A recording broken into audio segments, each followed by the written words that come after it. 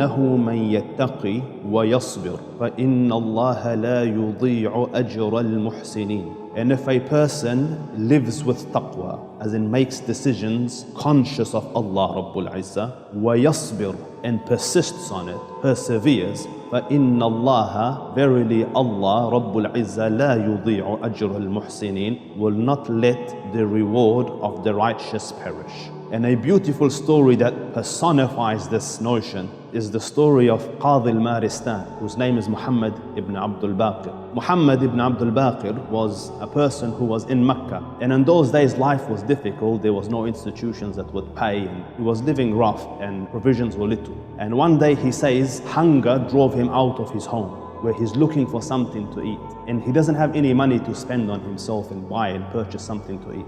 So walking in the streets, he's looked down and he saw a bag, a sack, a purse. He leant down, picked it up, took it home, opened it, and he says, I have never seen a pearl necklace like this before, dazzling and in a nice purse. So he goes, then I heard outside a person calling that, "O people, whoever has found a sack of pearls, I will give him 500 dinars. And 500 dinars is 500 gold coins. So he says, I thought to myself, I'll go out and I'll give the man the bag and maybe benefit from the 500 because he's offering it as a reward. So because I walked out, I saw the elderly man and I invited him in. I asked him, as is the sunnah of the Prophet, describe the sack. So he described it, with the material that's in there and the tie that's on it. And then I said, describe what's in it. And he described it. And I said, describe the string of the necklace. And he described it. So this Qadi al-Maristan, young student at this stage, gave him the sack back, gave him the purse of pearls back. So the man gave him 500. And this is where you see the taqwa of a righteous person. So he to himself recognizes that, listen, I have no haqq on this money, because essentially the good was his and I've just returned it. That's his right. So he said, no, I don't want it. Because the man insisted, listen, I give it out of my free will. And the sheikh said, no, I can't take it.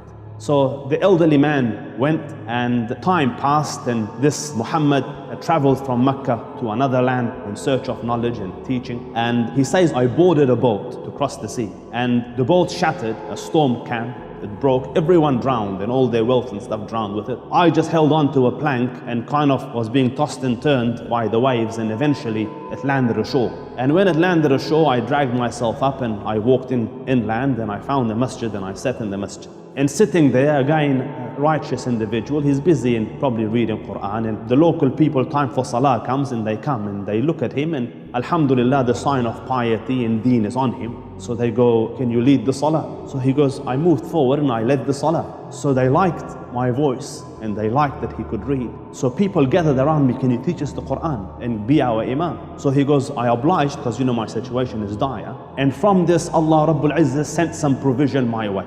People would pay, and there was a stipend assigned to him for the imamate probably. And he continued like this. So because I stayed there some time, and then I found in the side of the masjid some parchment, some writings of Quran. So I looked at it and I started to read it, and they saw that I can read. So they go, you can read and write? He goes, yes, I can read and write. So he goes, they brought their kids and enrolled them with me, and they increased my pay, and they said, listen, we can't let you leave this place, you have to stay here and you have to teach our kids. And because you're staying here, you're a young man, you need to get married. We have a young orphan girl here who has some wealth left to her, so why don't you marry her? So he says, I refused, but they insisted, so eventually I relented. And in those days, you wouldn't see your wife until later on, until the wedding night. So at the wedding night, the lady came into the wedding chamber, and he looks up, and on her neck, his eyes are caught by a necklace, and he's just sitting there, be glued to the necklace. And the poor orphan girl is thinking like, hello, I'm here. And this guy's eyes are just on the necklace. So the girl felt, this is a very materialistic person, his eyes are focused on, and he doesn't care about me, he's after my wealth. So she complained to the locals, and they came to him, Sheikh, what did you do? You broke the heart of an orphan, He goes, no, there's a story. So what's the story? He goes, I was in Mecca, and I was walking, and I found this purse, and I opened it, and there was pearls in there, and an old man came, and he wanted, and I gave it to him, and he offered me 500, and I said no, and that same pearl is on her neck.